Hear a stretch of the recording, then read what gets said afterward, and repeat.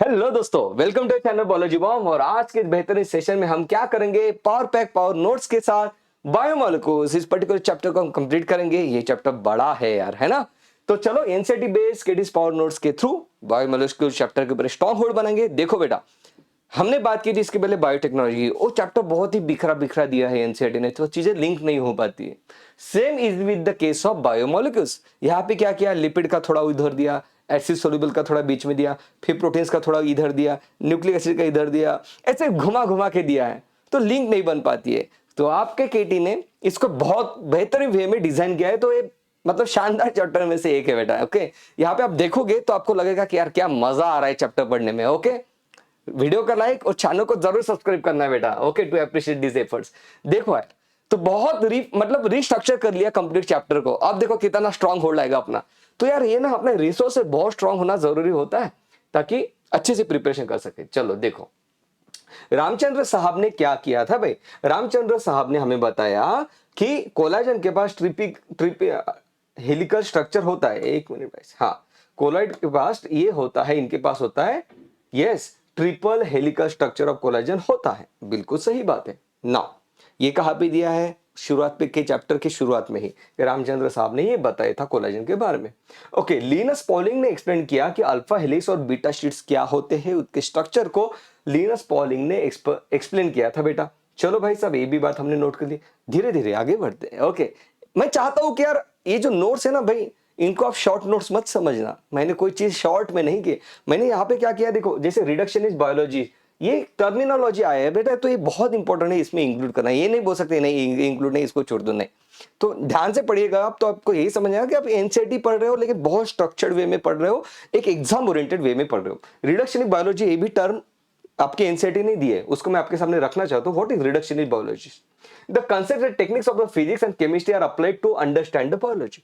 भाई बायोलॉजी को समझने के लिए हम क्या करते हैं, कुछ बायोकेमिस्ट्री के, दैट इज केमिस्ट्री के, और कुछ फिजिक्स के कंसेप्ट हम यहाँ पे अप्लाई करते हैं। आपको पता है ट्रांसपोर्टिंग प्लांट्स में भी हमने बात की थी, सोल्यूट कॉन्सेंट्रेशन, सोल्यूबल कॉन्सेंट्रेशन, ये सब चीजें है ना, ट्रांसपिरेशन किस तरीके से, तो उसको समझने के लिए हमने फिजिक्स का कुछ कंसेप्ट अप्लाई किए थे। यहाँ पे बताया जा रहा है कि भाई फिजिक्स और केमिस्ट्री के कंसेप्ट अप्लाई करना जरूरी है अगर आप बायोलॉजी को अच्छे से अंडरस्टैंड करना चाहते हो। तो this is called as a reductionist biology. सही बात है। This physico chemical approach to study and understand the living organism, it is called as a reductionist biology. इसको नहीं छोड़ना है भाई। चलो now let's talk about the components of a living organism. ध्यान से सुना, ये बस है। How to find organic components of a living organism. भाई हम किससे बने हुए हैं, तो हम बने हैं ऑर्गेनिक और कुछ इनऑर्गेनिक चीजों से। तो ऑर्गेनिक चीजें कौन सी है जिससे हम बने हुए हैं, चलो देखते हैं। तो एनसीईआरटी कहते हैं कि एक लिविंग टिश्यू ले लो, एक तो आप लीवर का टिश्यू ले लो या प्लांट का एक पत्ता ले लो, लीफ ले लो, उसको आप ग्राइंड करो, उसमें ट्राइक्लोरो एसिडिक एसिड डाल दो, तो उसमें से कुछ चीजें एसिड में सोल्यूबल हो जाएगी। ओके, फिर क्या करो, छन्नी से आप उसको ऐसे, जैसे चाय डालते हो ना छन्नी से नीचे कप में चाय आ जाती है, वैसे करो। तो यहाँ पे बताया जा रहा है strain through the cotton, cotton के थ्रू स्ट्रेन करो, आपको फिल्ट्रेट मिल जाएगा। बेसिकली क्या किया आपने, देखो आपने यहाँ पे लीफ का एक पत्ता लिया था बेटा। ओके, फिर इसमें ट्राइक्लोरो एसिटिक एसिड डाला। ओके, इसको ग्राइंड कर दिया बहुत अच्छे से। फिर क्या किया, इसको आपने ऐसे फिल्टर कर लिया। ओके, यहाँ पे आपने एक फिल्टर के थ्रू इसको फिल्टर कर लिया, तो कुछ चीजें यहाँ पे आ गई, कुछ चीजें ऊपर रहेगी, है ना। तो यहाँ पे बताया जा रहा है you get the filter which is acid soluble food. Okay, and you get the retentate which is the acid insoluble pool, जो कि ऊपर ही रहा, जो कि नीचे नहीं आ पाए छन्नी से। ओके, तो देखो भाई एसिड सोल्यूबल पूल में आपको क्या मिलता है, एनसीईआरटी की लाइन, एसिड सोल्यूबल पूल मतलब फिल्ट्रेट है, एसिड इनसोल्यूबल मतलब रिटेंट है। एसिड सोल्यूबल पूल जो छन्नी से नीचे अंदर चला गया, राइट, कप में आ गया आपके, it has got the low molecular weight. Okay, इसे हम बायो माइक्रो मॉलिक्यूल्स कहते हैं। ऐसे कौन से बायो माइक्रो मॉलिक्यूल्स है, यहाँ पे शुगर है, अमीनो एसिड, न्यूक्लियोटाइड्स है, राइट, बिल्कुल सही बात है। It represent the cytoplasmic composition, cytoplasm में जो चीजें होती है जैसे शुगर हो गया, अमीनो एसिड, न्यूक्लियोटाइड, ये नीचे आ जाते हैं। न्यूक्लियोटाइड बिल्कुल सही बात है, न्यूक्लियस में रहे। एसिड इंसोल्यूबल पुल के बारे में देखो, ये जो ऊपर रह गया, it has got the high molecular weight, molecular weight more than the 1000 डेंटलन, ये बात कही गई है। इनको हम बायो मैक्रो मॉलिक्यूल कहते हैं क्योंकि इनका वेट ज्यादा है। ऐसे कौन से मॉलिक्यूल है जो कि बायो मैक्रो मॉलिक्यूल है, जो कि फिल्टर होकर नीचे नहीं आ पाए, क्योंकि उनका वेट ज्यादा है, तो जाहिर सी बात है फिल्टर नीचे होकर नहीं आएंगे। कार्बोहाइड्रेट, प्रोटीन, न्यूक्लिक एसिड, जो आप इस चैप्टर में पढ़ते हो बायो मैक्रो मॉलिक्यूल है, कार्बोहाइड्रेट, प्रोटीन, न्यूक्लिक एसिड, मतलब ये इस हेडिंग के अंदर आप इस चैप्टर को पढ़ते हो। ये इसमें it represent cytoplasmic and cell organelle composition. हर एक लाइन एनसीईआरटी की बहुत बेहतरीन तरीके से कंप्लीट हो गए। ओके भाई साहब, तो आपको ये पता चल गया कि सेल जो है cytoplasm, protein, nucleic acid, sugar, amino acid इनसे बना हुआ है। Weight of the lipid do not exceed 800 Dalton. बात हो रही है कि भाई लिपिड का जो वेट है 800 डाल्टन से ज्यादा नहीं होता है। तो फिर ऐसा क्यों है कि उसको हमने बायो मैक्रोमोलिक्यूल कहा? Still it is considered as a macromolecule because the lipids form basically in acid insoluble pool. यहाँ पे एक्चुअली क्या बात होती है, जब लिपिड आप लेते हो तो एक दूसरे के साथ वो एग्रीगेट बना देता है। हालांकि सिंगल यूनिट जो है उसका वेट कम है, लेकिन फिर भी हमने उसको मैक्रोमोलिक्यूल में रखा है क्योंकि वो एग्रीगेट बना देता है, अपने दोस्तों के साथ ऐसे चिपका हो रहता है और उसका वेट हमें ज्यादा दिखाई देता है। सो कंपोजिशन ऑफ सेल के बारे में अगर हम बात करें तो एनसीईआरटी ने यही चीज टेबल के फॉर्मेट में दी है। तो आप किससे बने हो? पानी से बने हो यार आप। Water 70%, protein 10%, carbohydrate 3%, lipids 2%। अगर मैं आपको फिर भी ये दिखाना चाहूं तो आपको मैं इस तरीके से दिखा सकता हूं। एक बार दिखा दे क्या? ये चीजें हमने देखी बेटा, फिर टाइम लग जाएगा। हाँ, फिर बोलोगे सब जल्दी जल्दी पढ़ाओ, जल्दी जल्दी पढ़ाओ। देखो यही बात जो यहाँ पे बताई है ना मैंने, यही बात सेम यहाँ पे बता रहे। देखो आ जा भाई। ओके ओके ओके ओके, किधर गया? एक मिनट बेटा, दिखा देते ताकि चीजें क्लियर हो जाए। हाँ ये देखो, हमने क्या किया, लिप का पत्ता लिया। ओके, फिर क्या किया, उसको ग्राइंड कर लिया हमने, इस तरीके से ग्राइंड कर दिया। उसके बाद ट्राइक्लो एसिडिक एसिड डाल दिया। ओके, फिर क्या देखो, ये कुछ चीजें यहाँ पे सोल्यूबल हो गई, कुछ चीजें इसमें सोल्यूबल नहीं हुई एसिड में।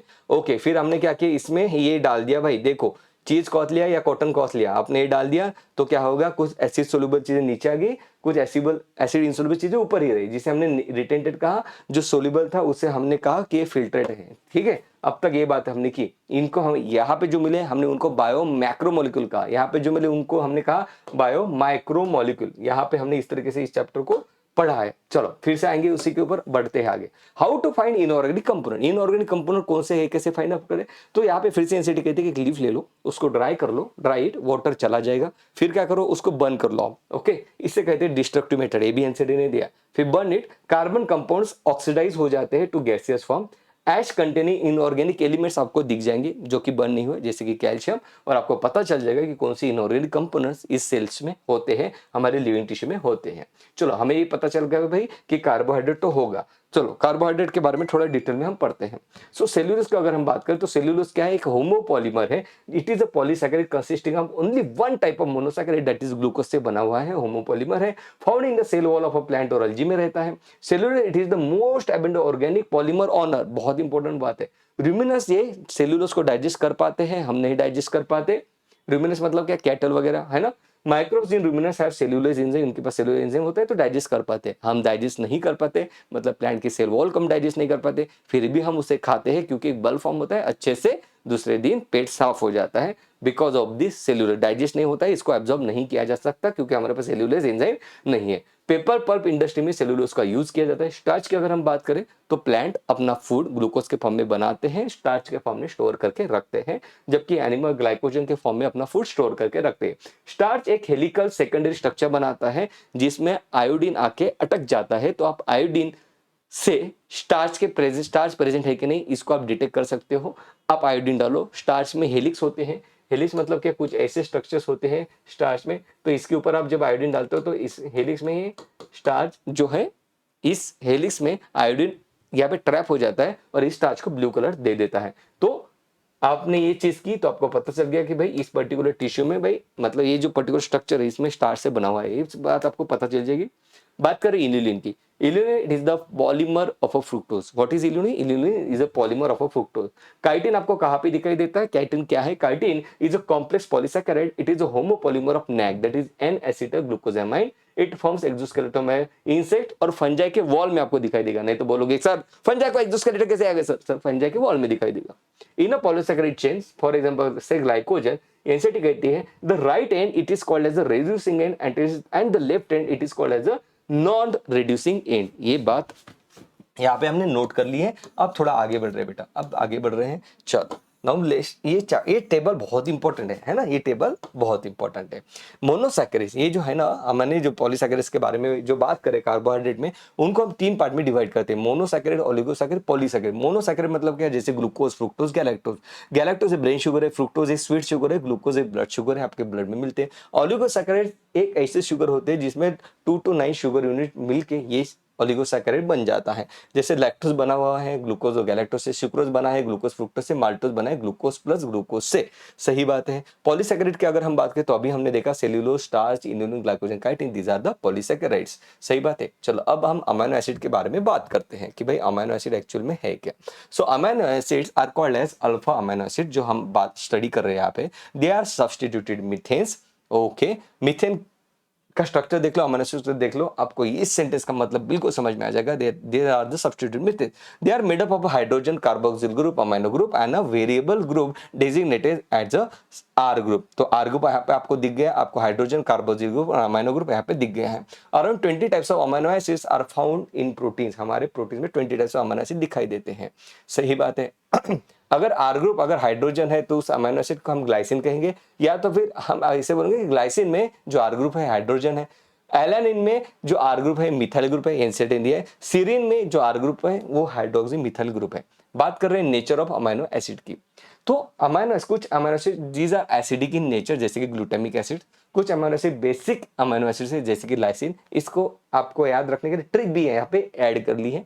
हम कहेंगे उसका बेसिक लूज है, that is his basics are loose, that is basic amino acid lysine है। अगर आपको और एडिशनल चाहिए तो इसकी अच्छे से ट्रिक जो मैंने इसके पहले बताई थी, हम इसको याद रखते हैं, हीज बेसिक्स आर लूज, है ना। तो इसका मतलब क्या होता है, histidine, arginine and lysine, these are the basic amino acid. अब इस तरीके से भी इसको याद रख सकते हो। हालांकि एनसीईआरटी ने लाइसिन के बारे में बात की तो हम उसको याद रखेंगे। So arginine and lysine, these are the basic amino acid. ये अमीनो एसिड कौन से amino acid, positive charge amino acid है, ये हमने डीएनए में भी पढ़ा था। न्यूट्रल अमीनो एसिड कौन सा है, वैलिन। एरोमेटिक अमीनो एसिड के बारे में भी एनसीईआरटी बात करती है कि कुछ अमीनो एसिड एरोमेटिक होते हैं। तो आप इसको याद कैसे रखोगे, टायरोसिन, फिनाइलैलानाइन, ट्रिप्टोफैन, ये तीनों अमीनो एसिड ये एरोमेटिक अमीनो एसिड है, बहुत इंपॉर्टेंट है। 2021 में इसके ऊपर एमसीक्यू आया था बेटा कि लाइसिन ये बेसिक अमीनो एसिड है। आप कहोगे पीटी करने का ट्राई करो, एरोमा निकल जाएगा। एरोमा मतलब सुगंध। पीटी करने का ट्राई करो, एरोमा निकल जाएगा, that is phenylalanine, tyrosine and tryptophan. इसके वजह से भाई मतलब ये एरोमेटिक अमीनो एसिड है। ज्यूटर आयन की अगर हम बात करें, a particular property of amino acid, it is the ionizable nature of NH2 and COOH group. Hence, in a solution of a different pH, the structure of amino acid changes. Under neutral condition, the amino acid will exist in its Zwitter ion form. What is Zwitter ion form? A Zwitter ion is a molecule that contains both positive and negative charge. And the pH at which you get this Zwitter ion, it is called as a isoelectric pH. Essential amino acid, हम कहते हैं essential amino acid को कैसे याद रखेंगे, हम कहेंगे essential amino acid needs to be taken essentially in the diet, मतलब इसको डाइट में लेना पड़ेगा। सही बात है। Amino acid which are essentially supplied through our diet are called essential amino acid. लेकिन कुछ amino acid need not to be taken essentially in the diet, वो आपकी बॉडी में बन सकते हैं, तो हम उनको कहते हैं नॉन इसेंशियल अमीनो एसिड। इसका मतलब ये नहीं है कि इनकी जरूरत नहीं होती, इनकी जरूरत होती है, लेकिन याद कैसे रखोगे कि भाई not essentially needs to be taken in the diet, these are amino acid that the body can make. Okay, proteins के बारे में अगर हम बात करें, so proteins are a polypeptide, they are linear chain of amino acids linked by a peptide bond. Peptide bond, बिल्कुल सही बात है, अमीनो एसिड्स को लिंक कर करके प्रोटीन बनता है। प्रोटीन इज अ हेटेरोपॉलीमर, बहुत इंपॉर्टेंट बात है, protein is a heteropolymer. Protein भाई हेटेरोपॉलीमर है, इसमें अलग अलग टाइप के अमीनो एसिड आपको दिखाई देते हैं, तो हम कहते हैं कि प्रोटीन तो एक हेटेरोपॉलीमर है। Collagen, it is the most abundant protein in animal world, बहुत इंपॉर्टेंट बात है कोलाजन। हाँ, रुबिस्को, जबकि ribulose biphosphate carboxyl oxygen, rubisco it is the most abundant protein in the whole of the biosphere. Biosphere में कितने सारे plants हैं, उनमें रुबिस्को दिखाई देता है, तो पूरे बायोस्फीयर में सबसे अबंडेंट है ribulose. Otherwise collagen is the most abundant protein in the animal world. चलो बात कर रहे हैं आगे। सो प्रोटीन, उसके फंक्शन देख लो। कोलाजन का काम है इंटरसेलुलर ग्राउंड टिश्यू बनाना। ट्रिप्सिन एक एंजाइम है। देखो प्रोटीन कितने अलग अलग टाइप के फंक्शन कर रहा है, जैसे antibody, it fights with the infection agent, आपको पता है। तो एंटीबॉडी का नेचर क्या है, प्रोटीन है, these are protein in nature. हाँ, ये इंपॉर्टेंट है भाई। रिसेप्टर्स जो है आपकी बॉडी में वो भी प्रोटीन से बने हैं। Sensory reception, that is smell taste, सब चीजें को रिसीव करने के लिए जो रिसेप्टर है वो भी प्रोटीन से बने हैं। Glutamine 4, glucose transporter 4, it enables the glucose transport in the cell. ये ऐसा ये ऐसा ट्रांसपोर्टर है जो ग्लूकोज की एंट्री करा देता है सेल के अंदर, तो ये बहुत इंपॉर्टेंट है ग्लूकोज ट्रांसपोर्टर 4। सही बात है। चलो प्रोटीन के स्ट्रक्चर के बारे में हम बात करते हैं। प्राइमरी स्ट्रक्चर मतलब क्या है, हमें यहाँ पे दिखेंगे कि amino acids link with each other to form a thread like structure. ये बात देखो एक्चुअली क्या है भाई, हमें अगर प्रोटीन बनाना है तो क्या करते हैं, सबसे पहले प्राइमरी स्ट्रक्चर बनता है बॉडी में, उसमें हमें क्या दिखाई देता है, हमें ऐसे दिखाई देता है कि अमीनो एसिड ऐसे थ्रेड लाइक फॉर्म में लगे हुए हैं, ऐसे हमें दिखाई देता है। सेकंडरी स्ट्रक्चर मतलब क्या, the amino acid thread fold upon itself to form alpha helix and beta pleated sheet. अब यही इसके ऊपर हम फोल्ड कर देंगे, कुछ इस तरीके से ऐसे फोल्ड कर देंगे, तो हम कहेंगे दिस, ये सेकेंडरी स्ट्रक्चर है। तो इनको, इस फोल्ड को होल्ड रखने के लिए जो स्ट्रक्चर बन रहा है यहाँ पे वो होता है अल्फा हेलिक्स और बीटा प्लीटेड शीट। डायग्राम भी देखेंगे। In proteins only the right handed helix are observe. बहुत इंपॉर्टेंट वर्ड है, बहुत, हर एक वर्ड इंपॉर्टेंट है बेटा। टर्शियरी स्ट्रक्चर के बारे में अगर हम बात करें, three dimensional folding pattern where protein thread is folded upon itself with the help of hydrogen and disulphide bond, it is called as the three dimensional tertiary structure. Tertiary structure is absolutely necessary for the many biological activity of protein. आपके enzyme में जो होता है tertiary structure होता है। देखेंगे बेटा, diagram मैंने डाली। Quaternary structure, protein consist of more than one amino acid chain, जैसे कि आपका हीमोग्लोबिन वहां पे होते हैं, है ना, alpha haemoglobin, alpha and beta, इस तरीके से पहले बनता है और फिर अल्फा बीटा बना के हीमोग्लोबिन आपका बन रहा है, तो that is a quaternary structure. सही है। चलो इसके बारे में देखते हैं, थोड़ा डायग्राम देख लेते हैं। देखो यहाँ पे, है ना, तो ये देखो प्राइमरी मतलब क्या, सिंपल थ्रेड लाइन। सेकेंडरी मतलब उसको अपन ने फोल्ड करा, alpha helix beta pleated sheet. Okay. Tertiary structure, hydrogen disulphide bond आपको दिखाई देता है टर्शियरी स्ट्रक्चर में। क्वाटरनरी स्ट्रक्चर है ना, यहाँ पे देखो this is a quaternary structure of haemoglobin. बहुत इंपॉर्टेंट बेटा कि हीमोग्लोबिन का क्वाटरनरी स्ट्रक्चर होते हैं, जिसमें अल्फा चेन होते हैं, बीटा चेन होते हैं, दो अल्फा दो बीटा चेन होते हैं। अब कुछ सेकेंडरी मेटाबोलाइट्स के बारे में बात करते हैं। पहले बात करो सेकेंडरी मेटाबोलाइट है क्या, पहले बात करते हैं प्राइमरी मेटाबोलाइट है क्या। Primary metabolites are the molecules which have identifiable function and known roles in the normal physiological process। जैसे अमीनो एसिड, हमें पता है कि इनका रोल क्या है, बॉडी में क्यों बनाया जा रहा है, और ये एक फॉर्म से दूसरे फॉर्म में कन्वर्ट भी होते हैं। जबकि कुछ चीजें होती है जिनको हम सेकेंडरी मेटाबोलाइट्स कहते हैं। जैसे secondary metabolites, these are the molecules produced by the plants, fungus and microbes whose role और function are not, उन पता ही नहीं कि क्यों बनाया जा रहा है। तो देखो यहाँ पे भाई, है ना, जैसे कि हमें पता ही नहीं है कि यहाँ पे कैरोटीनॉइड्स, एंथोसायनिन पिगमेंट्स का मतलब मेटाबॉलिक रोल हमें पता नहीं उसका, मॉर्फिन कोडेन ये नहीं पता। सही है। तो ये बहुत इंपॉर्टेंट है, इसके ऊपर एमसीक्यू हर साल आ रहा है। जैसे एब्रिन राइसिन, ये भी सेकेंडरी मेटाबोलाइट, कॉन्केवलिन सेकेंडरी मेटाबोलाइट है। सेल्यूलोज के बारे में याद रखना, सेल्यूलोज एक सेकेंडरी मेटाबोलाइट है। रबर गम्स, इसको तो सिक्रेट किया जाता है, बेसिकली इसको पैथोजन से प्रोटेक्ट करने के लिए प्लांट सिक्रेट करता है, लेकिन इसका मेटाबॉलिज्म में क्या है रोल है ये हमें पता नहीं है, तो हम कहते हैं कि these are the secondary metabolites. बढ़ रहे आगे, न्यूक्लिक एसिड के बारे में बात करते हैं कि न्यूक्लिक एसिड मतलब डीएनए और आरएनए के बारे में बात करते हैं।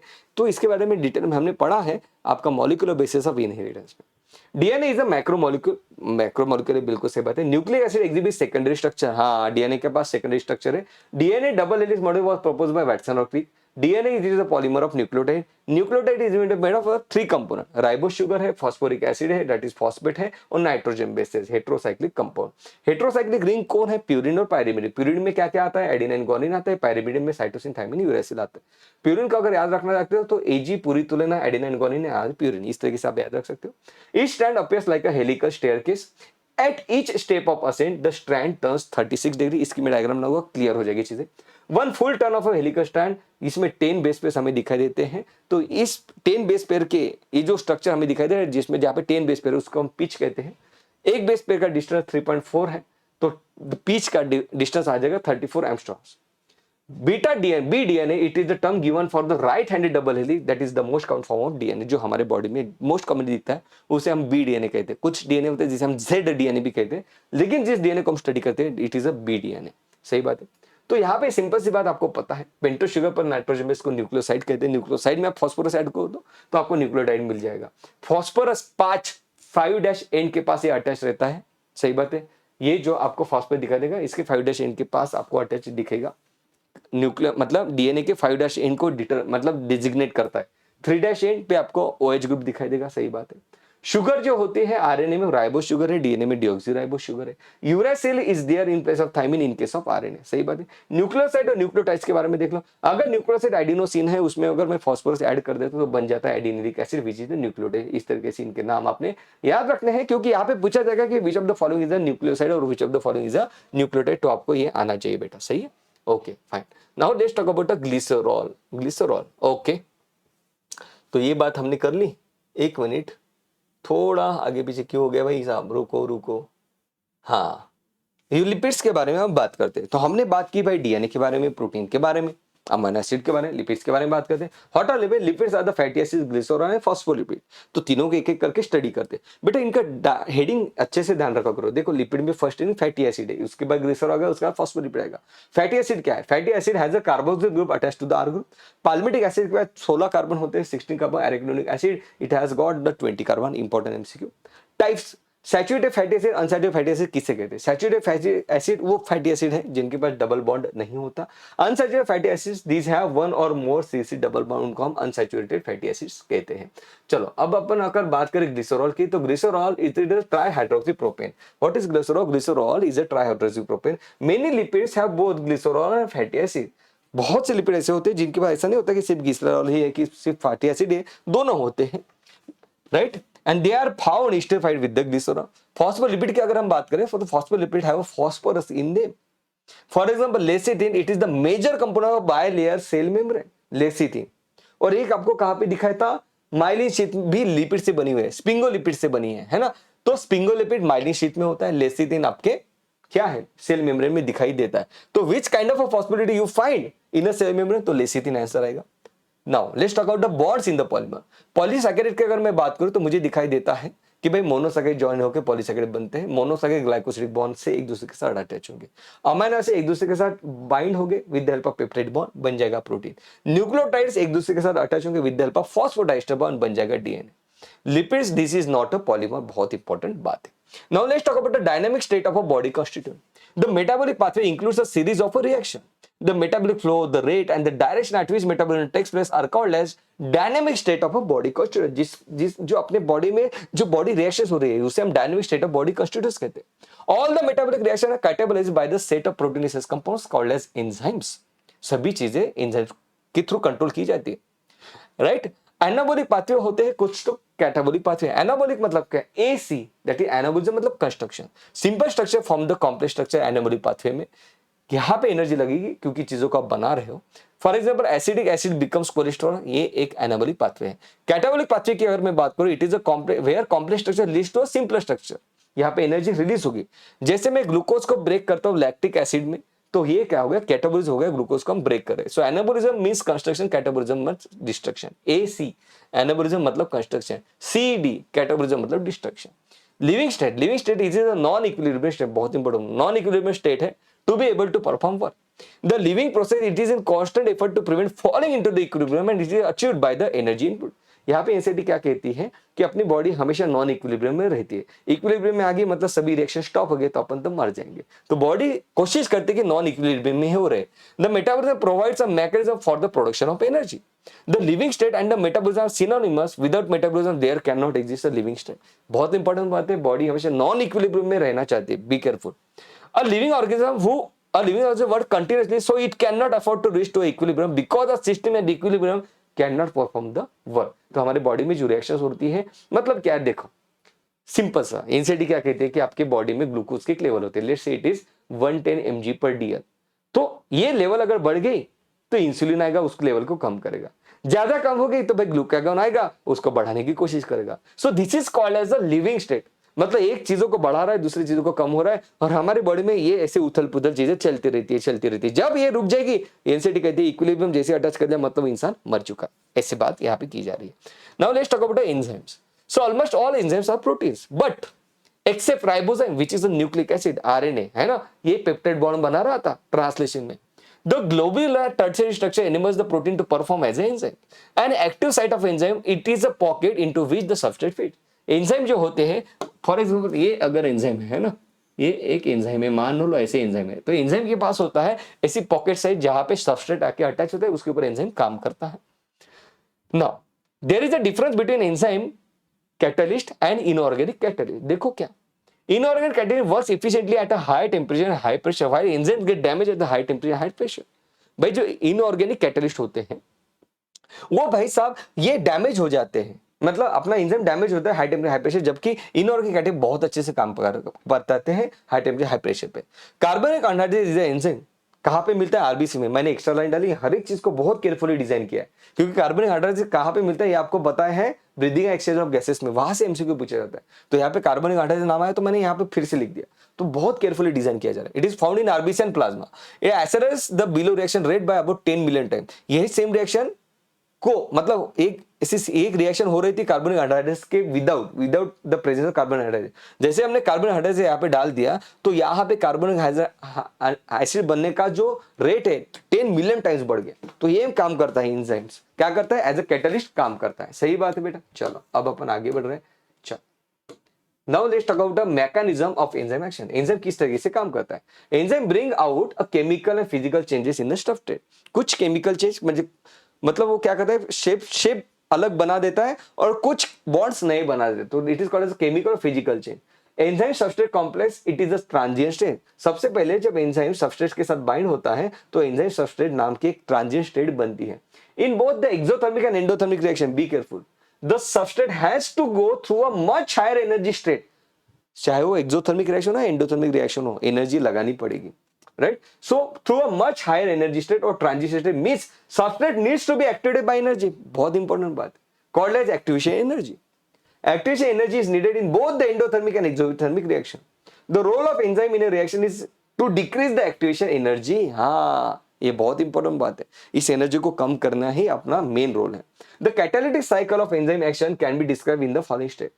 सबसे पहले एंजाइम जो होता है सबस्ट्रेट उसके साथ बाइंड करता है, फिर टाइटली बॉन्ड फॉर्म कर देता है, फिर एंजाइम क्या करता है? It breaks the chemical bonds of the substrate, कुछ बॉन्ड्स को वो ब्रेक करेगा। उसके बाद क्या होता है? The enzyme releases the product release करता है और एंजाइम फिर से अवेलेबल है किसी दूसरे सब्जेक्ट के साथ बाइंड करने के लिए। तो ये देखो मस्त तरीके से आपका रिवीजन हो रहा है।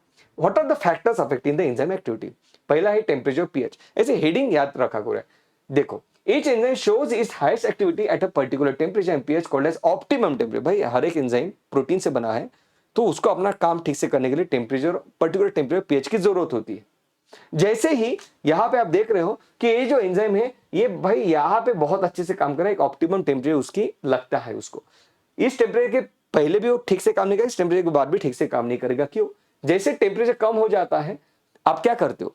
किसी भी चीज को खराब होने से बचाने के लिए आप उसको फ्रिज में रख देते हो। मान लो कोई फल लाया आपने, उसमें एंजाइम से उसको आप डीएक्टिवेट कर देते हो। क्या करते हो? डीएक्टिवेट, प्रिजर्व कर लेते हो एक्चुअली। तो क्या करते हो? एंजाइम की एक्टिविटी आपको पॉज कर लिया आपने, राइट? होल्ड कर लिया आपने। क्यों? क्योंकि आप चाहते हो कि वो जो फ्रूट है जो लाए हैं आपने मार्केट से खराब ना हो, तो उसके अंदर के एंजाइम जो है उसको प्रिजर्व कर लेते हो, उसको एक तरीके से अरेस्ट कर लेते हो। So at low temperature preserve the enzyme in a temporary inactive form. Inactive कर दिया आपने, या आपने ज्यादा उसका टेम्परेचर बढ़ा दिया तो क्या होगा? At high temperature enzyme activity destroy हो जाती है, एंजाइम डिस्ट्रॉय हो जाते हैं because the proteins are denature by the heat. तो ध्यान से देखना, एंजाइम डीनेचर हो जाते हैं हाई टेम्परेचर में, जबकि लो टेम्परेचर में प्रिजर्व हो जाते हैं। यहाँ पे बहुत इंपॉर्टेंट बात है जो कि 80% बच्चों का आंसर गलत हो गया था, क्योंकि ये हम देखते नहीं है। इसको भी हमने यहाँ पे सेंटेंस फॉर्म में लिख दिया है, इसलिए मेरे ना ये सेंटेंस बहुत मुझे मैटर करते हैं। ऐसे मतलब सिर्फ माइंड मैप को मैं ज्यादा प्रिफर नहीं करता, क्योंकि उसमें सेंटेंसेस नहीं होते और एग्जाम में हमें सेंटेंसेस याद आ जाते हैं अगर हमने सेंटेंस के फॉर्म में प्रिपरेशन की है। Km, it is the substrate concentration at which enzyme velocity is half mass. What is Km? It is the substrate concentration at which enzyme velocity is half mass. बेटा इसको मैंने बहुत detail में C3 series में explain किया है कि Km half we में क्या रहता है। अगर आपको कॉन्सेप्ट नहीं पता है तो प्लीज उस वीडियो को आप देख लेना, फॉरवर्ड करके देख लेना, जहां पे इस चीज को मैं एक्सप्लेन कर रहा हूँ। सही है? What is Vmax? It is the maximum velocity or the rate of reaction for the given concentration of an enzyme. Concentration of substrate के ऊपर भी एंजाइम की एक्टिविटी डिपेंड करती है। With the increase in substrate concentration the velocity of the enzymatic reaction rises at first. जैसे substrate concentration आपने बढ़ दिया तो भाई एंजाइम अच्छे से बाइंड कर पाएगा सबस्ट्रेट के साथ, एंजाइम का जो रेट है वो बढ़ जाएगा एक्टिविटी का। The reaction ultimately reaches a maximum velocity. देखो आपने सबस्ट्रेट बढ़ाया तो एंजाइम की एक्टिविटी बढ़ने लगी, एंजाइम उसको बाइंड करने का, लेकिन जैसे जैसे जैसे और सबस्ट्रेट आपने बढ़ाया तो एंजाइम तो आपके पास लिमिटेड है और एक ग्राफ यहाँ पे फ्लैट हो चुका है। वही बात यहाँ पे हो रही है। अब यहाँ पे एनसीईआरटी कहती है कभी कभी ये जो एंजाइम्स होते हैं यार, मान लो ये एक एंजाइम है ना, ये एक इस तरीके से एक एंजाइम है, ओके, और यहाँ पे ये सबस्ट्रेट है जो यहाँ पे बाइंड करना चाहता है यहाँ पे। लेकिन एंजाइम कहती है कि कुछ केमिकल्स ऐसे होते हैं जो सबस्ट्रेट के साथ बिल्कुल रिसेंबल करते हैं, ऐसे सबस्ट्रेट के जैसे ही दिखते हैं, और सबस्ट्रेट जहां पे बाइंड होता है वहां पे वो बाइंड होना चाहते हैं। तो अगर ये केमिकल यहाँ पे अगर बाइंड हो गया इस एंजाइम के साथ तो ये सबस्ट्रेट तो बाइंड नहीं हो पाएगा, उसे हम कहते हैं कॉम्पिटिटिव इनहिबिटर, ये ब्लैक कलर वाला competitive inhibitor. It resembles the substrate, ध्यान से देखो, it resembles the substrate, it compare with the substrate for substrate binding site of the enzyme, consequently the substrate can not bind and as a result the enzyme action declines. अगर ये bind हो गया तो हम क्या कहेंगे कि ये इनहिबिटर है। कौन सा इनहिबिटर है? कॉम्पिटिटिव इनहिबिटर है। कॉम्पिटिटिव इनहिबिटर क्यों? क्योंकि वो वही साइट के एंजाइम के उस साइट के साथ बाइंड कर रहा है जहां पे सबस्ट्रेट बाइंड करना चाह रहा है। अगर ये इनहिबिटर अगर किसी और साइड पे, मान लो यहां पे जाके बाइंड हो जाता, तो हम कहते कि ये नॉन कॉम्पिटिटिव इनहिबिटर है। लेकिन एनसीईआरटी ने यहां पे देखो क्या कहा है, मैंने कहा है आपको लिए लिखा भी है, इनहिबिटर्स नॉन कॉम्पिटिटर भी हो सकता है, इनहिबिटर भी नॉन कॉम्पिटिटिव भी हो सकता है, लेकिन एनसीईआरटी ने आपके पास आपके सिलेबस में बात की है कॉम्पिटिटिव इनहिबिटर की। कॉम्पिटिटिव इनहिबिटर ऐसा इनहिबिटर होता है जो सबस्ट्रेट के जैसे दिखता है और उसी साइट के साथ बाइंड करता है जहां पे सबस्ट्रेट बाइंड करना चाहता है। इसका एग्जांपल है जैसे कि सक्सिनिक डिहाइड्रोजिनेस को इनहिबिट किया जाता है मेलोनेट के द्वारा, which closely resemble the substrate succinate in the structure. Inhibition of succinic dehydrogenase by malonate which closely resemble the substrate succinate in a malonate. सही बात है। तो ये बहुत इंपॉर्टेंट बात है, सक्सिनिक डिहाइड्रोजन को ये इनहिबिट कर देता है मेलोनेट। ओके चलो भाई साहब, अब एनसीईआरटी ने थोड़ी और एक्स्ट्रा बात बताई जो मैंने यहाँ पे फेंट में लिख दी है, उसको एक बार आप पढ़ लेना, राइट, ताकि एनसीईआरटी के ऊपर अपना स्ट्रॉन्ग होल्ड हो जाए। मैं कोई भी चीज नहीं छोड़ना चाहते यहाँ पे बेटा। ओके, तो इसे हम स्मार्ट स्टडी कह सकते हैं इसे। Okay, now let's talk about the classification and nomenclature of enzyme. Enzymes are divided into 6 class. OT hill इसका ट्रिक है, दैट इज, ये मेरी ट्रिक नहीं है, पहली बता दो। OT hill that is oxido reductase, transferase, hydrolase, isomerase and ligase. ये इसका हम इन क्लासेस में एंजाइम्स को रखते हैं। जैसे oxido reductase, enzyme which catalyse the oxidation reduction between two substrate, it is called as oxido reductase. सही बात है। ट्रांसफरेज, ट्रांसफरेज ये क्या करता है? It enzymes catalyse the transfer of a group between the pair of, एक substrate से निकाला दूसरे सबस्ट्रेट को डाल दिया, तो हम कहते हैं कि वो ट्रांसफरेज है। सही बात। हाइड्रोलाइजेस क्या करता है? It enzymes catalyse the hydrolysis of with the Easter. सही बात है। लाइगेज एंजाइम आपको पता है, लाइगेज क्या करता है? It is enzyme catalyse the linking together of two compounds, दो कंपाउंड को लिंक कर देता है। लाइगेज, डीएनए लाइगेज के बारे में भी हमने बात की है इस तरीके से। अब देखो इंपॉर्टेंट पॉइंट पे मैं आता हूं, कोफैक्टर्स क्या होते हैं? Enzymes are compose of one or several polypeptide chain. आपको पता है कि एंजाइम प्रोटीन से बने हुए होते हैं। However there are number of cases in which non protein constituents called as cofactor are bound to the enzyme to make the enzyme catalytically active. देखो ये जो एंजाइम होता है बेटा, लेट्स से कि ये एक एंजाइम है, एक मिनट, ये लेट्स से कि ये ऐसा एक एंजाइम है ना, ये एक एंजाइम है, इस तरीके से एक एंजाइम है, ये एक एंजाइम है, और ये क्या करता है? ये एंजाइम इस सबस्ट्रेट के साथ बाइंड होना चाहता है। देखो ऐसे बाइंड होना चाहता है, लेकिन वो बाइंड नहीं हो पा रहा है। जैसे बाइंड होगा निकल जाएगा, क्योंकि पॉकेट साइड कंप्लीट नहीं हो रही है। तो देखो however there are number of cases in which non protein constituent called as cofactor bound to the enzyme. तो एंजाइम सबस्ट्रेट के साथ बाइंड नहीं हो रहा है, तो इसलिए यहां पे क्या होता है, कुछ कुछ एंजाइम क्या करते हैं, नॉन प्रोटीन कंपोनेंट अपने साथ रखते हैं। तो नॉन प्रोटीन कंपोनेंट ऐसा वो अपने साथ यहाँ पे रखेगा। अब अगर नॉन प्रोटीन कंपोनेंट उसके पास है तो ये एंजाइम सबस्ट्रेट के साथ अच्छे से बाइंड कर पाता है, इसे हम कोफैक्टर कहते हैं, उसका साथी कह रहे हैं।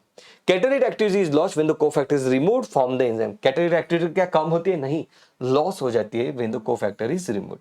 The protein portion of the enzyme it is called as apoenzyme. तो ये जो पोर्शन है एंजाइम जहां पे प्रॉपर प्रोटीन से बना है, इसे हम एपोएंजाइम कहते हैं, इसे हम कोफैक्टर कह रहे हैं। नाउ अब ये जो कोफैक्टर है बेटा, ये भी 3 टाइप का होता है। ये जो कोफैक्टर है ये भी 3 टाइप का होता है। देखो तो ये तो आपको पता चल गया कि भाई ये एपोएंजाइम है, ये कोफैक्टर है। अब देखते हैं यहाँ पे कि यहाँ पे कोफैक्टर कितने कितने टाइप के हो सकते हैं। ओके, सो कोफैक्टर है नॉन प्रोटीन पार्ट। ये हो सकता है कि non protein part transiently enzyme के साथ एसोसिएट हो, ट्रांजिएंट एसोसिएशन शो करे, या ऐसा भी हो सकता है कि ये ऐसे उसको पकड़ ले, फेविकॉल के जैसे जोड़ बना ले। तो ट्रांजिएंट एसोसिएशन शो करने वालों को हम कहते हैं कोएंजाइम या मेटल आयन। तो कोएंजाइम क्या होते हैं? Coenzymes are organic compound, it bound transiently to the apoenzyme. बहुत इंपॉर्टेंट बात है। Coenzyme nicotinamide adenine dinucleotide that is NAD and NADP contains the vitamin niacin. Example है इसका। कुछ मेटल आयन भी ट्रांजिएंटली बाउंड होते हैं एंजाइम के साथ, जैसे कि जिंक बाइंड होता है कार्बोक्सीपेप्टाइड्स के साथ, ये आपको पता है। कुछ ऐसे होते हैं ऑर्गेनिक कंपाउंड जिसे हम प्रोस्थेटिक ग्रुप कहते हैं, ये बहुत पक्का जोड़ बना लेते हैं एंजाइम के साथ, that is stable association provide, मतलब बना लेते हैं एंजाइम के साथ। For example haem act as a prosthetic group for catalysis और पेरोक्सिडेज। तो ये चीजें नॉन प्रोटीनेशियस है लेकिन एंजाइम के साथ होना जरूरी है अगर वो एंजाइम काम करना चाहता है तो। इनको हमने कोफैक्टर का, सही है बेटा। तो बहुत ही बेहतरीन तरीके से इस चैप्टर को हमने कंप्लीट किया बेटा। बार बार रिवाइज करो यार, मस्त इतना अच्छे से रिवाइज करो। बहुत मतलब बहुत मेहनत ले लेके यार ऐसे नोट्स आपके लिए डिजाइन किए है ना, बहुत मेहनत ले लेके आपके लिए ऐसे नोट्स डिजाइन किए। तो मस्त टेलीग्राम से इन नोट्स को डाउनलोड करो, अपनी प्रिपरेशन को स्ट्रांग बनाओ और एग्जाम को फोड़ दो यार। Okay, I want to see you succeed in and achieving your target. That was all about this session. Video को लाइक, चैनल को सब्सक्राइब करना मत भूलना बेटा। Love you, take care, bye bye.